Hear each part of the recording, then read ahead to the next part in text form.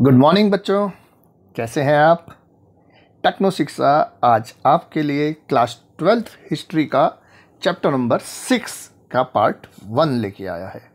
तो जैसा हम पहली किताब कंप्लीट कर चुके हैं, 12th क्लास में आपके पास 3 बुक्स हैं जिसमें से हम एक बुक कंप्लीट कर चुके हैं, और सेकंड बुक का जो पहला चैप्टर था यानी चैप्टर नंबर 5 इस साल मैंने बताया था जो आपके सिलेबस से हटा दिया गया है।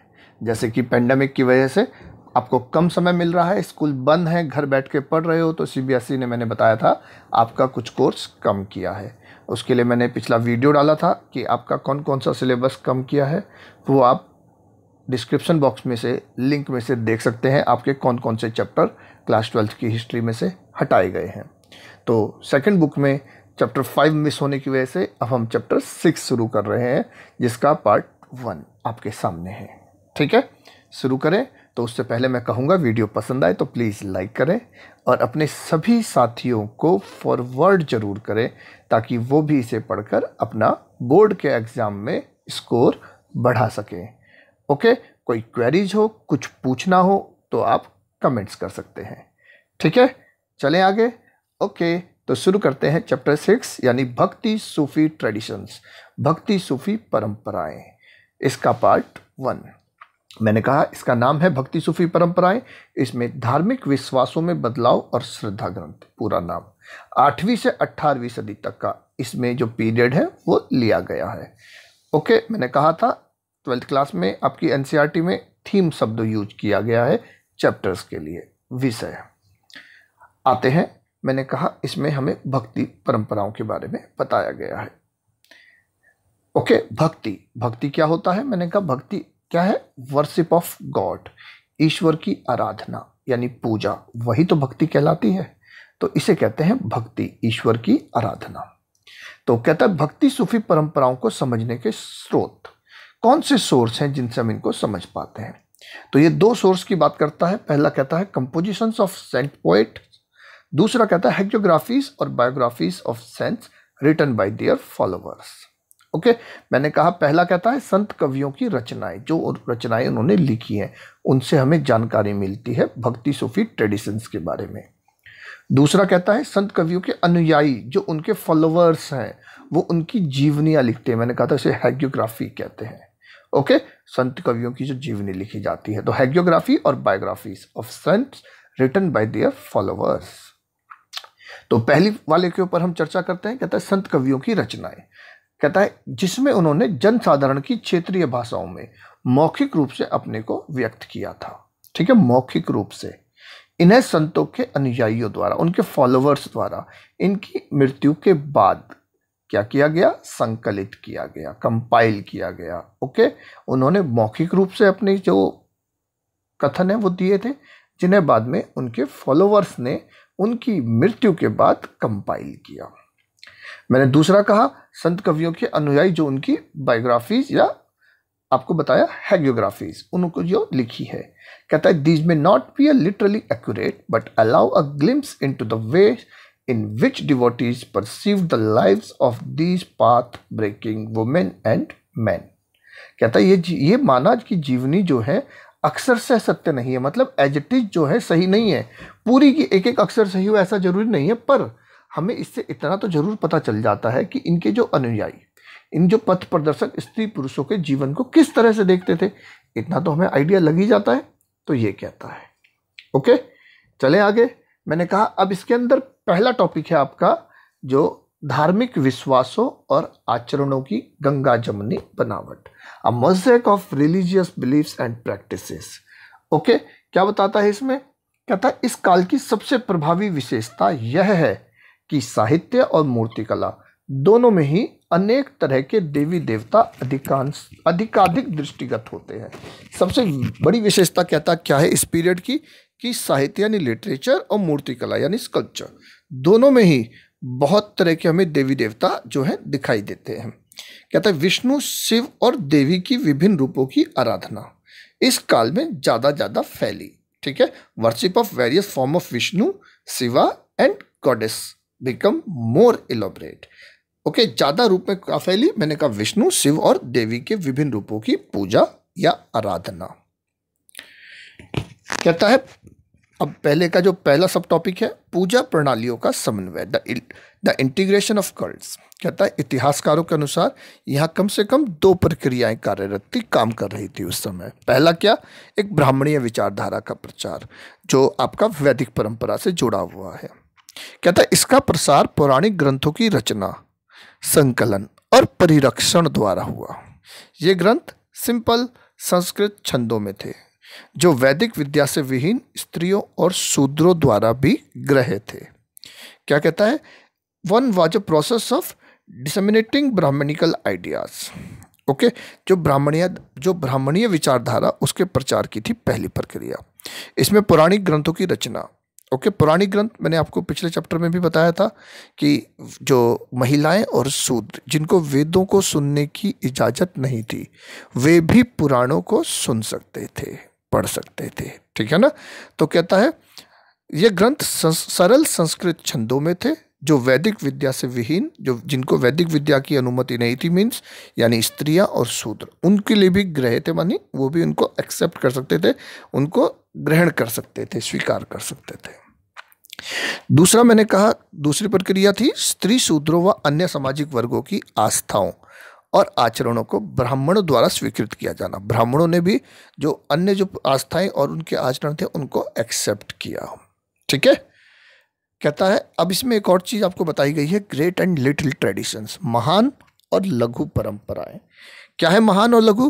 कहता है 20वीं शताब्दी में समाजशास्त्री थे, सोशियोलॉजिस्ट थे Robert Redfield, made an in depth analysis of the cultural practices of the Indian peasant societies. कहता है 20वीं शताब्दी के जो समाजशास्त्री थे रॉबर्ट रेडफील्ड, उन्होंने भारतीय कृषक समाज के सांस्कृतिक आचरणों का गहन विश्लेषण किया। गहन रूप मतलब गहरा, विश्लेषण मतलब उसको आकलन करना। ठीक है, इसके सारी विशेषताओं को समझना। कहता है गहन विश्लेषण किया रॉबर्ट रेडफील्ड। कौन थे रॉबर्ट रेडफील्ड? 20वीं शताब्दी के सोशियोलॉजिस्ट। ओके, इन्होंने भारतीय कृषक समाज, किसान जो समाज है उसके सांस्कृतिक आचरण का विश्लेषण किया। इसके लिए उन्होंने दो टर्म दिए, क्या? महान और लघु। ठीक है, great tradition and little tradition. क्या है महान?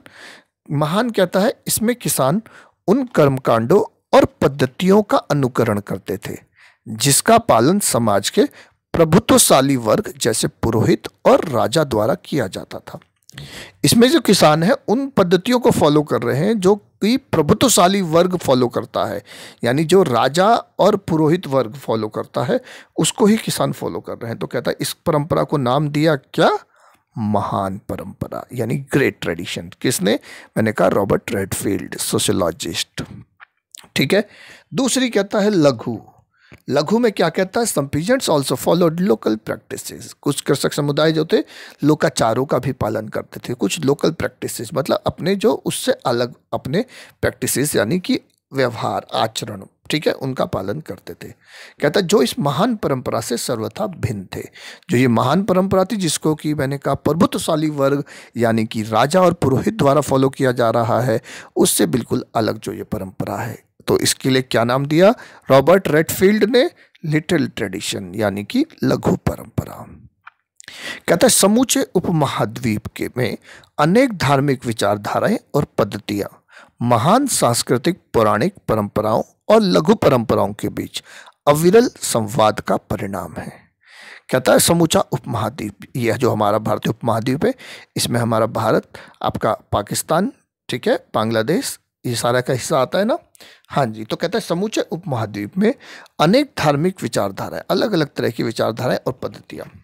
ये तो कहता है महान सांस्कृतिक परंपरा और ये जो आपकी महान और लघु, इनके बीच जो संवाद यानी डायलॉग्स होता है, मतलब कि एक दूसरे में आपस में मिक्स हो रहे हैं, कहता है उसका परिणाम है कि कई नई परंपराएं पनपी इनके आपस में मिलने से। कहता है इस प्रक्रिया का सबसे महत्वपूर्ण उदाहरण है पुरी उड़ीसा में।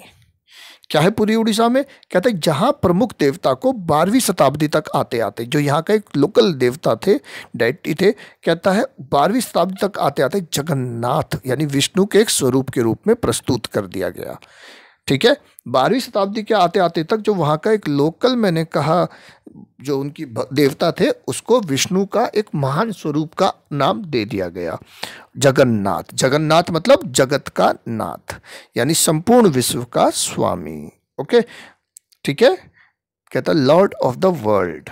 हाँ जी, कहता है इस उदाहरण में एक स्थानीय देवता जिसकी प्रतिमा स्थानीय जनजाति के विशेषज्ञों द्वारा लकड़ी की बनाई हुई है को विष्णु के रूप में प्रस्तुत किया गया। क्या कहा इसने? In this instance a local deity whose image continues to be made of wood by local tribal specialist is presented as Vishnu. किसके रूप में पेश की गई? विष्णु के रूप में, जो लकड़ी की एक स्टैचू यानी इमेज यानी कि मूर्ति बनाई गई थी, उसको विष्णु का रूप दिया गया। ठीक है, तो ये मूर्ति किसने बनाई थी? मैंने कहा यहाँ की एक स्थानीय जनजाति के विशेषज्ञों द्वारा, यानी एक यहाँ के स्थानीय देवता, लोकल देवता को पेश कर दिया गया। किसके रूप में? ये हमारा अविरल संवाद का एक उदाहरण है, कैसे आपस में एक दूसरे से मिल रहे हैं। ठीक है, जगन्नाथ, ये देखिए आपके सामने फोटो भी आपकी बुक से, कहता है जगन्नाथ एक्सट्रीम राइट, राइट वाली जो आपकी फोटो है आपको जो दिखाई दे रही है जगन्नाथ की, ठीक है ना? हाँ जी, कहता है with his sister Subhadra, centre में कौन है? उनकी sister Subhadra, and his brother Balram, left, left में कौन है? मैंने कहा ये कहते हैं बलराम, ये इन्होंने नाम दिया। ओके, कहाँ है जगन्नाथ मंदिर? पुरी, उड़ीसा में। अगला टॉपिक है इसमें वर्शिप ऑफ द गॉडेस, यानी देवी पूजा। देवी की उपासना अधिकतर सिंदूर से पोते गए पत्थर के रूप में। ठीक है, आपने कभी देखा होगा पहले जो मंदिर बनाए जाते थे, आज अब तो इनकी भव्यता बढ़ा दी। शुरुआत में जो पूजा होती थी, आज भी आप पहाड़ों के छोटे छोटे मंदिरों को देखोगे, पत्थर की एक छोटा सा पत्थर जिसको सिंदूर से पोत के देवी का रूप दे दिया जाता था, उसकी पूजा की जाती थी। ठीक है, मंदिर की जो इंपॉर्टेंस होती थी उससे होती थी। बड़े बड़े मंदिर बना करके वो तो खाली भव्यता को दिखाते हैं, आस्था। तो कहता है देवी की उपासना अधिकतर सिंदूर से पोते गए पत्थर के रूप में ही की जाती थी। इन स्थानीय देवियों को पौराणिक परंपरा के भीतर मुख्य देवताओं की पत्नी के रूप में मान्यता दी गई। तो पहले तो मैंने कहा पूजा शुरू की गई सिंदूर से पोते गए पत्थर के रूप में, फिर जो स्थानीय देवियां, इनको पौराणिक परंपरा के भीतर धीरे धीरे आपस में कंपाइल किया, जोड़ा गया सभी को। तो कहता है इनको मुख्य देवताओं की पत्नी के रूप में मान्यता दे दी गई। जैसे लक्ष्मी कहते हैं हम भगवान विष्णु की पत्नी, हम पार्वती कहते हैं, ठीक है, भगवान शिव की पत्नी। ओके, हाँ जी, देखिए लक्ष्मी, ठीक है, ओके, सबने देखा हुआ है। देखिए माँ पार्वती, ठीक है, भोलेनाथ जी शिव जी के साथ। अगला इसमें दूसरा टॉपिक जो सब टॉपिक है, पहले उसमें भेद और संघर्ष, डिफरेंस एंड कन्फ्लिक्ट, क्या भेद थे और क्या इनके बीच में कन्फ्लिक्ट थे। कहता है तांत्रिक पूजा, इसमें सबसे पहले तांत्रिक पूजा क्या है? कहता है the method of worship of goddess is known as tantric. देवी की आराधना पद्धति को तांत्रिक नाम से जाना जाता है, मतलब देवी की पूजा तांत्रिक पूजा कहलाती थी। ठीक है, तांत्रिक पूजा पद्धति उपमहाद्वीप के कई भागों में प्रचलित थी। आप देखते हैं काली की पूजा है ना, जो पूजा की जाती है, इस तरह जो देवियों की पूजा की जाती है। कहता है उपमहाद्वीप के कई भागों में प्रचलित थी तांत्रिक पूजा। इसके अंतर्गत स्त्री और पुरुष दोनों ही शामिल हो सकते थे, इसमें स्त्री और पुरुष दोनों ही तांत्रिक पूजा में शामिल होते थे। कहता है इस पद्धति में वर्ग और वर्ण के भेद की अवहेलना की जाती थी। देखिए ये सारे रिफॉर्म्स जो आए वो इसलिए आए, ये जो भक्ति परंपराएं, ये जो भक्ति संत, ये सब आए, इसका कारण क्या था? जो धर्म में कुरीतियां थी उनको दूर करना। ठीक है, जैसे कि मैंने कहा जातीय भेदभाव, ठीक है, इस तरह की जितनी भी कुरीतियां थी उनको दूर करना मुख्य प्रयोजन था इस तरह की भक्ति परंपराओं का। चाहे हिंदू धर्म में भक्ति परंपराएं आई, चाहे इस्लाम में आई, ठीक है, सूफी आंदोलन, सभी में कुरीतियों को दूर करना मुख्य मकसद था। कहता है वर्ग और वर्ण के भेद की अवहेलना की जाती थी, इसमें यह भेद नहीं माना जाता था। इस पद्धति के विचारों ने शैव और बौद्ध धर्म को प्रभावित किया। इस तरह से इसने बौद्ध धर्म और शैव धर्म को भी काफी अफेक्ट किया। कहता है वैदिक काल में जो प्रमुख देवता थे जैसे कि अग्नि, इंद्र, सोम, ये जो है इस समय में आकर अब क्या हो गए? गौण। पौराणिक काल में जब पुराणों को मान्यता ज़्यादा दी गई, तो मैंने कहा जो पहले वैदिक काल के जो प्रमुख देवता थे वो हो गए अब सेकेंडरी। ओके, वो हो गए अब गौण, उन्हें मार्जिनल फिगर कर दिया गया। कहता है ये देखिए मैंने कहा स्त्री देवी की पूजा की जाती थी, ठीक है, आज भी आपने देखा होगा मंदिरों में। ये एक स्टैचू मिला है, कहता है sculpture of a Buddhist goddess Marichi. कब का है? 10th century Bihar an example of the process of integration of different religious beliefs and practices। देखो बौद्ध धर्म में मैंने कहा इसके काफ़ी ज़्यादा मिलते हैं, तो ये आपको बौद्ध और हिंदू धर्म का ये एक मिश्रित रूप आपको दिख सकता है, इंटीग्रेशन फॉर्म आपको दिखाई देता है। कहता है साहित्य व मूर्तिकला दोनों में ही उनका निरूपण नहीं दिखता। हालांकि मैंने कहा किसका निरूपण नहीं दिखता, मैंने कहा जो वैदिक काल के प्रमुख देवता थे, ठीक है, वैदिक काल के प्रमुख देवता थे हमारे अग्नि, मैंने बताया था अग्नि इंद्र सोम, ठीक है, लास्ट में जो मैंने लिखे हुए ये, ठीक है ना, अग्नि इंद्र सोम, ये जो है ये आ गए सेकेंडरी, जो अभी तक प्राइमरी थे ये हो गए मैंने कहा सेकेंडरी। ओके, मैंने कहा साहित्य और मूर्तिकला दोनों में ही इनका निरूपण नहीं दिखता। इनका मतलब किसका, इसका मतलब मैंने कहा किसका, इंद्र अग्नि सोम, जो वैदिक काल के प्रमुख देवता थे, ठीक है। कहता है हालांकि वैदिक मंत्रों में विष्णु शिव और देवी की झलक मिलती है। अब वैदिक मंत्रों में किस किस की झलक अभी मिलती थी, कहता है विष्णु की, शिव की और देवियों की। मैंने कहा इनकी पूजा प्रायोरिटी में की जा रही, जो वैदिक काल में अग्नि सोम और इंद्र की होती थी, अब पौराणिक काल में हो रही है विष्णु शिवा और देवियों की। कहता है इन विसंगतियों के बावजूद despite this discrepancies the Vedas continued to be considered authentic। वेदों को फिर भी प्रमाणिक माना जाता रहा है। वैदिक परंपरा या देवताओं की पूजा करने वाले और तांत्रिक पद्धति का अभ्यास करने वालों के बीच कभी कभी कन्फ्लिक्ट पैदा हो जाता था, संघर्ष पैदा हो जाता, कभी कभी इनके बीच कहता है कुछ विवाद यानी कन्फ्लिक्ट्स आते हैं नजर, ठीक है। कैसे कन्फ्लिक्ट नजर आते हैं देखते हैं। कहते हैं वैदिक tradition, he condemned the ethos that went beyond the sacrificial rituals with the chanting of mantras to worship God। ठीक है, ये वैदिक ट्रेडिशंस और तांत्रिक ट्रेडिशंस में आपको फर्क बताते हैं। देखिए कहते हैं वैदिक परंपरा में क्या कहता है, उन सभी आचारों की निंदा करते थे जो ईश्वर की उपासना के मंत्रों के उच्चारण के साथ यज्ञों के संपादन से परे थे, ठीक है। यज्ञों को मैंने कहा था महत्व दिया जाता था, सेक्रीफाइसेस, ओके। तो जो इसका विरोध करते थे ये उनसे परे थे, अर्थात ये यज्ञों और मंत्रों का उच्चारण करते थे वैदिक परंपरा वाले। और तांत्रिक वाले क्या है, लोग वैदिक सत्ता की अवहेलना करते थे। किसको मानते थे, अपने इष्टदेव विष्णु या शिव को भी कई बार सर्वोच्च बताते हैं कि ये सर्वोच्च है, ठीक है। तो ये इंग्लिश मीडियम वाले बच्चे देख सकते हैं, मैंने कहा devotee often tended to project their chosen deity either Vishnu or Shiva as supreme. Okay, तो मैंने कहा वैदिक ट्रेडिशन और तांत्रिक ट्रेडिशन, वैदिक परंपरा और तांत्रिक परंपरा। वैदिक परंपरा में ये मैंने कहा यज्ञ और मंत्रों का उच्चारण करते हैं, और तांत्रिक वाले इन वैदिक सत्ता की आलोचना करते हैं। और ये किसकी पूजा करते हैं, अपने इष्ट देव विष्णु या शिव, ठीक है। दूसरा टॉपिक इसमें है उपासना की कविताएं, poems of prayers, early traditions of भक्ति, ठीक है। देखें इसे, उपासना की कविताएं, ठीक है। क्या कहता है, उपासना की कविताएं, प्रारंभिक भक्ति परंपरा। बहुत बार संत कवि ऐसे नेता के रूप में उभरे जिनके आसपास भक्तजनों के एक पूरे समुदाय का गठन हो गया। मतलब कहता many times poets saints emerge as leaders, ये लीडर्स के रूप में उभरे, सबके अपने फॉलोवर्स हो गए। जैसे आज भी आप देखते हैं कोई अगर जैसे कि बाबा रामदेव, उनके अपने फॉलोवर्स होते हैं ना, तो ऐसे ही कहता है उस समय भी जो संत कवि थे वो एक नेता के रूप में उभरे जिनके पास उनका एक फॉलोवर जो है बन गए, फॉलोवर का पूरा ग्रुप बन गया। तो बहुत सी भक्ति परंपराओं ने कहता है स्त्रियों और निम्न वर्णों को भी स्वीकृति और स्थान दिया, ठीक है, महिलाओं को, और जो निम्न वर्ण है जिन्हें कि अस्पृश्य कहा जाता था उन लोगों को भी इसमें जगह दी गई। यानी कि यहाँ पर क्या था, भेदभाव नहीं था। ओके, कहता है भक्ति परंपरा में दो चीजें, एक सगुण और निर्गुण, दो पार्ट में इसको बांटा जाता है। क्या होता है सगुण और निर्गुण, ठीक है। भक्ति ट्रेडिशंस में पढ़ते हैं हम सगुण और निर्गुण। देखिए कहता है सगुण, धर्म के इतिहासकार भक्ति परंपरा को दो मुख्य वर्गों में बांटते हैं। सगुण मतलब स मतलब होता है सहित, ओके, निर मतलब नहीं, सगुण गुण के सहित, यानी गुण यानी विशेषता, कोई विशेषण सहित। ये विशेषण है, इसे विशेषण बना लेना, ठीक है। जो ये आपका विशेष दिख रहा है ना आपको, तो यहाँ पे विशेषण कर लेना, विशेषण सहित।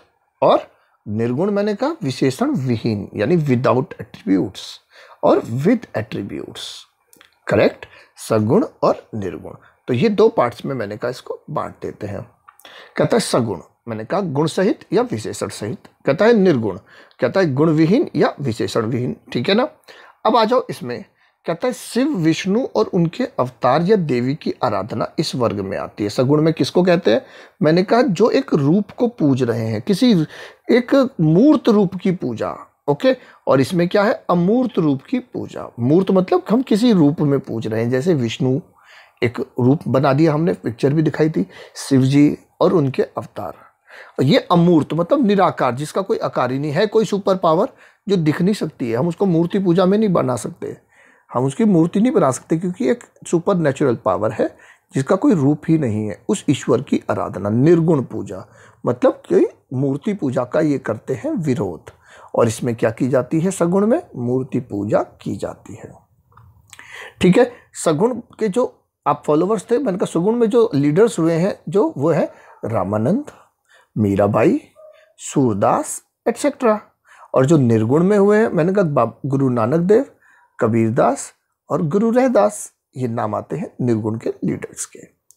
ओके, चले आगे आते हैं सगुना और निर्गुणा। इंग्लिश मीडियम वाले बच्चे भी देख सकते हैं। मैंने कहा लिटरल मीनिंग है इसका विद एट्रीब्यूट्स और एडजेक्टिव्स, विशेषण सहित। ठीक है, इसमें मैंने कहा such as Shiva, Vishnu and his avatar, incarnations. तो इनकारनेशंस जो विष्णु के हैं, उनके किसी रूप में पूजा कर रहे हैं, गॉडेस और देवी। ठीक है, जो भी पूजा कर रहे हैं, आइडल वर्शिप इसमें होती है।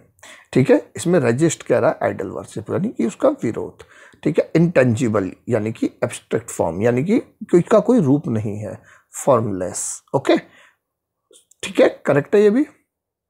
चले आगे, कहता कबीरदास के गुरु रामानंद और मीराबाई के गुरु रैदास। देखिए, मैंने कहा रामानंद इधर है। ठीक है, रामानंद किधर है? आपके सगुण में है रामानंद, और कबीरदास इधर है।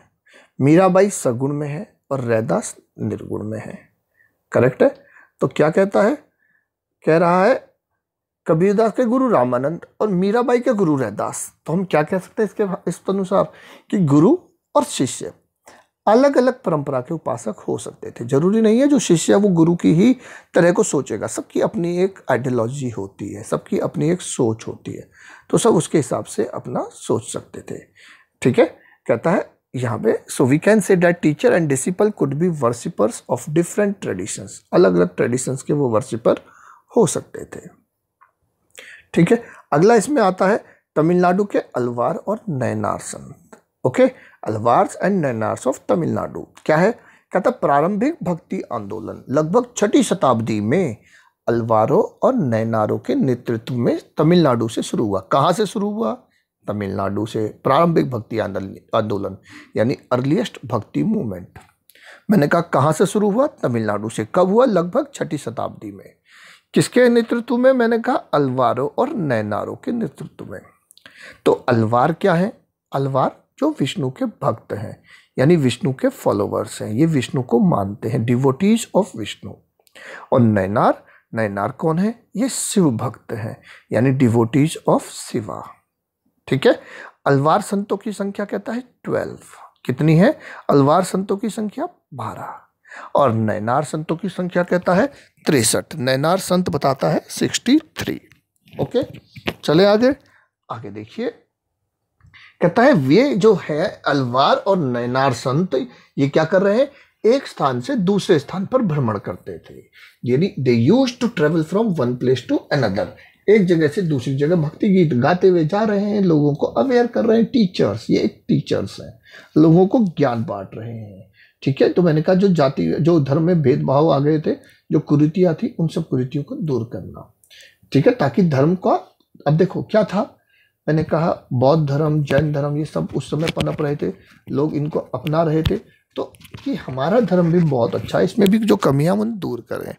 तो इसके लिए नयनार और अलवार संतों ने अपने धर्म को प्रोत्साहित करने के लिए, इसमें सुधार करने के लिए, ताकि इसको हम अच्छे तरीके से और लोग इसको फॉलो करें।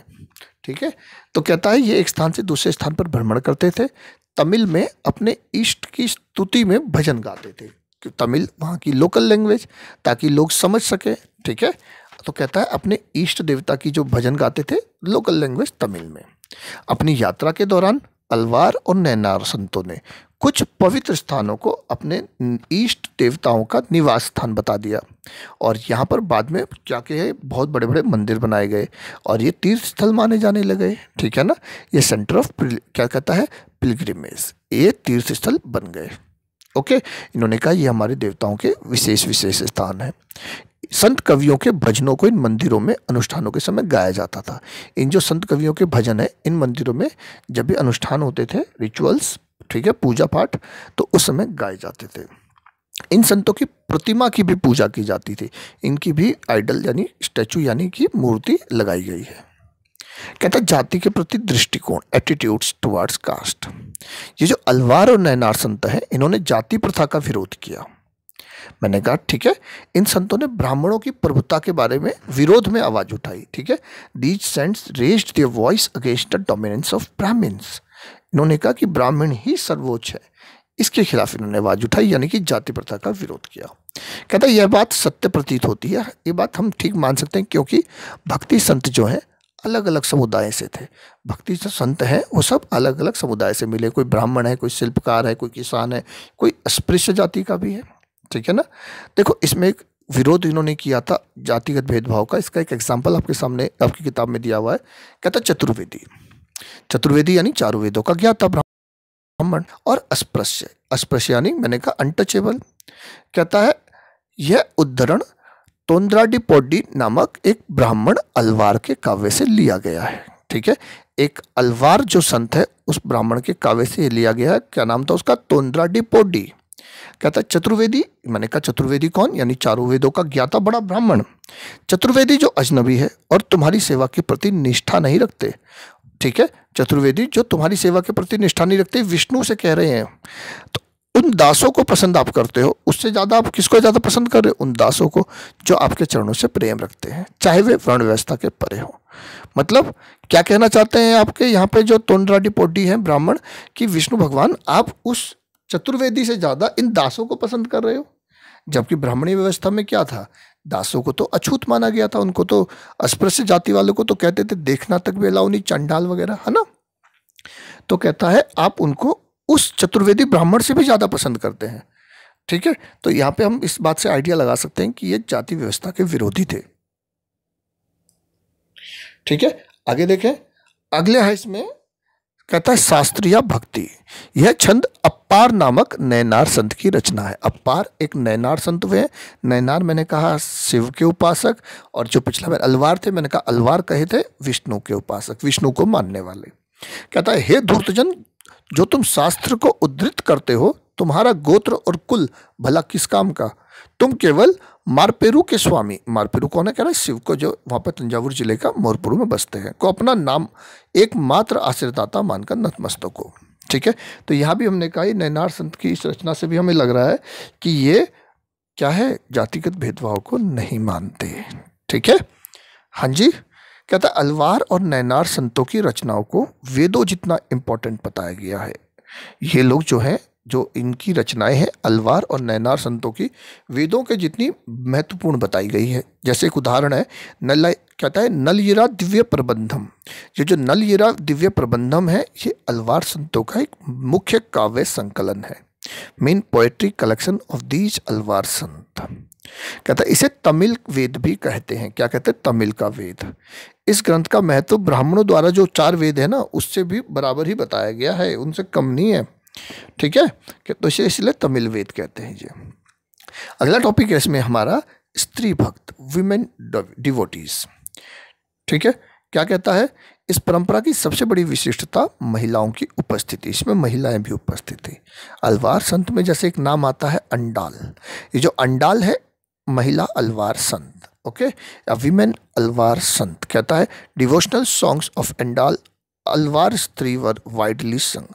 अंडाल जो अलवार स्त्री के भक्ति गीत हैं व्यापक स्तर पर गाए जाते थे, आज भी गाए जाते हैं। ठीक है, अंडाल स्वयं को विष्णु की प्रेयसी मानकर अपनी प्रेम भावना को छंदों में व्यक्त करती थी। तो अंडाल जो है, ये जो अलवार संत महिला संत है, ये विष्णु की प्रेयसी मानती है, यानी विष्णु से प्रेम करती है कि मैं तो विष्णु की प्रेमिका हूँ, मुझे सिर्फ विष्णु का ध्यान है। आप मीराबाई का नाम जानते हैं ना। मीराबाई कृष्ण को अपने पति के रूप में प्यार करती थी, ठीक है, पति के रूप में ही पूजती थी, पति के रूप में ही मानती थी। वैसे ही ये अपने को विष्णु की प्रेयसी मानती है अंडाल, ठीक है। Andal saw herself as the beloved of Vishnu. Her verses express her love for this deity. कहता है, देखिए, अंडाल को दक्षिण भारत की मीरा कहा जाता है। ये देखिए, आपको एक चित्र अंडाल दिखाया हुआ है। तो ये जो अंडाल है, इन्हें दक्षिण भारत की मीरा भी कहते हैं, ठीक है। अब आ जाते हैं, एक और नाम आता है करईकाल नमैयार। ये कौन है? ये नैनार संत है, ठीक है। करईकाल अमैयार, ओके, करईकाल अमैयार। मैंने कहा क्या है ये? नैनार संत। आप देखो, ये नाम तभी ध्यान आएंगे, अच्छी तरह सीख पाएंगे जब ढंग से उच्चारण करेंगे, ध्यान से सुनेंगे, उच्चारण करेंगे, तभी याद रहेंगे, नहीं तो आप कंफ्यूज जाएंगे पेपर में लिखते हुए। तो करईकाल अमैयार, मैंने कहा ये नैनार संत है। नैनार यानी शिव के उपासक, याद है ना। इसने अपने उद्देश्य की प्राप्ति के लिए कठोर तपस्या का मार्ग अपनाया, ओके। नैनार परंपरा में उसकी रचनाओं को संरक्षित किया गया है, ठीक है। ये देखिए, करईकाल अमैयार की 2 स्टैचू इसमें दिखाई गई है। कहता है 12th century bronze image of Karaikal Ammaiyar, ठीक है, ओके। ये आपकी बुक की है और ये गूगल से निकाल के आपको सामने रखी है।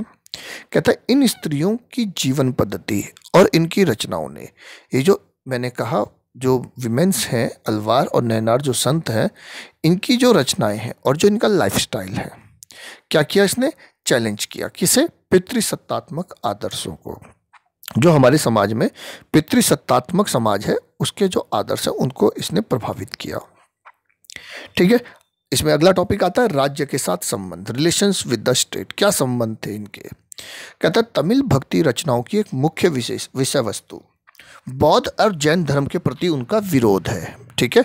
जो तमिल भक्ति रचनाएं हैं, इनका एक मुख्य जो सब्जेक्ट है, क्या है?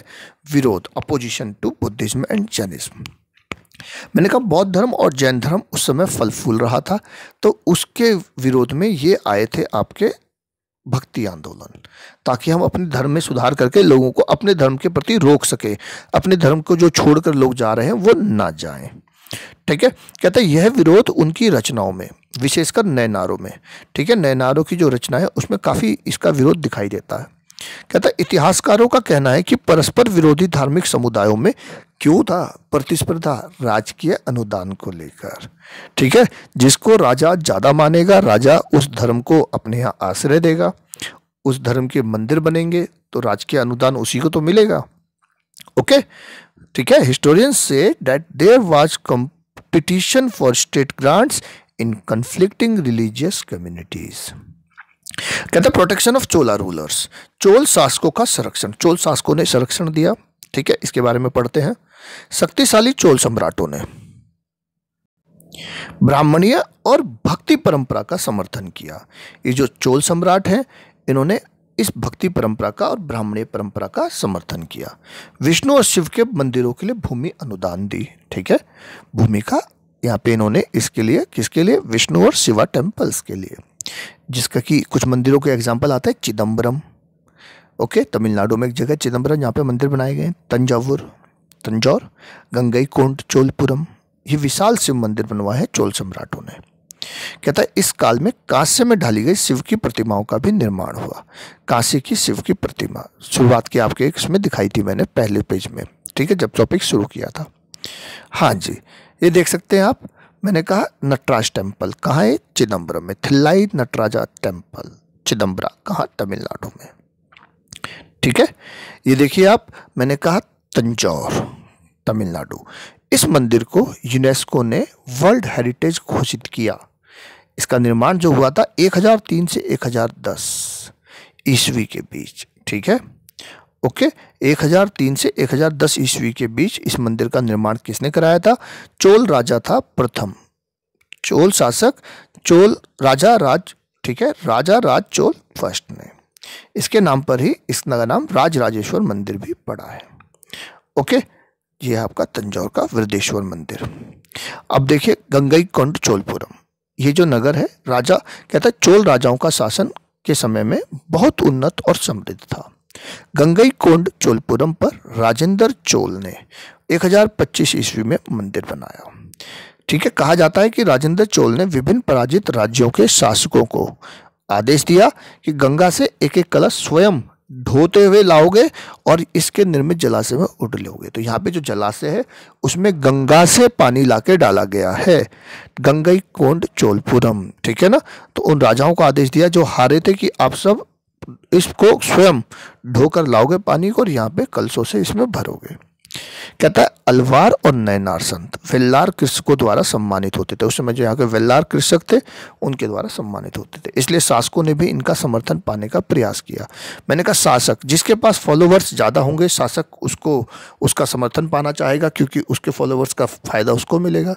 ठीक है, जैसे मैंने कहा बाबा रामदेव, उनके फॉलोवर्स हैं तो सत्ता पक्ष चाहेगा कि वो उनका समर्थन में रहे तो उसके फॉलोवर्स का फायदा उनको मिले, फॉर एग्जाम्पल। ठीक है, तो कहता है इसीलिए शासकों ने भी इनका समर्थन पाने का प्रयास किया। उदाहरणतः चोल शासकों ने देवीय समर्थन पाने का दावा किया कि हम देवीय समर्थन प्राप्त कर रखा है और अपनी सत्ता के प्रदर्शन के लिए उन्होंने सुंदर मंदिर बनवाए, बताया मैंने आपको भी, जिसमें पत्थर और धातुओं से बनी मूर्तियां सुसज्जित थी। इस प्रकार संतों की कविता और विचारों को मूर्त रूप प्रदान किया। ठीक है, समझ आया? ओके। कहता है इन सम्राटों ने तमिल भाषा के शैव भजनों का गायन, जो तमिल भाषा में शैव भजन है, वो मंदिरों में प्रचलित कराए। ऐसे भजनों का संकलन एक ग्रंथ तवरम के रूप में करवाया। एक तवरम है तमिल भाषा का ग्रंथ जिसमें इन भजनों का संकलन है। कहता है 945, ठीक है, 945 ईस्वी के एक अभिलेख से पता चलता है कि परांतक प्रथम इस राजा ने क्या, संत कवि अपार संबंदर और सुंदरार की धातु की प्रतिमाएं शिव मंदिर में लगवाई थी। ठीक है, इन मूर्तियों को उत्सव में एक जुलूस में निकाला जाता था। ठीक है, जब मूर्ति स्थापित करते थे तो जुलूस, आज भी मंदिर में मूर्ति की स्थापना के समय एक बड़ा फेस्टिवल जुलूस सा निकाला जाता है ना, तो ये कहता है। ओके, तो हमारा चैप्टर 6 का फर्स्ट पार्ट यहाँ पर फिनिश करते हैं। सेकंड पार्ट जल्दी ही लेके आएंगे, जब तक आप इसे अच्छी तरह देखें। और अगर शुरू के 4 चैप्टर आपने नहीं किए हुए तो डिस्क्रिप्शन बॉक्स में से लिंक देख करके आप जा सकते हैं और देख सकते हैं। आपके लिए टेक्नो शिक्षा के अंदर मैंने अलग अलग प्लेलिस्ट बनाई हुई है, क्लास 12th की हिस्ट्री की अलग, क्लास 11th की हिस्ट्री की अलग और कंपटीशन की प्रिपरेशन करने वाले बच्चों के लिए अलग। तो ये क्लास 12th की हिस्ट्री आप सब क्लास 12th और जो यूपीएससी या अदर कॉम्पिटिशन्स की तैयारी कर रहे हैं उन सभी बच्चों के लिए बहुत इंपॉर्टेंट हो जाती है। तो ध्यान से सुने सभी वीडियोस को। ओके, और चैनल सब्सक्राइब नहीं किया है तो इसे सब्सक्राइब करें। तो आज का वीडियो यहीं पे फिनिश करते हैं, जल्द ही हम सेकंड पार्ट लेके आएंगे। ओके दोस्तों, टाटा बाय बाय।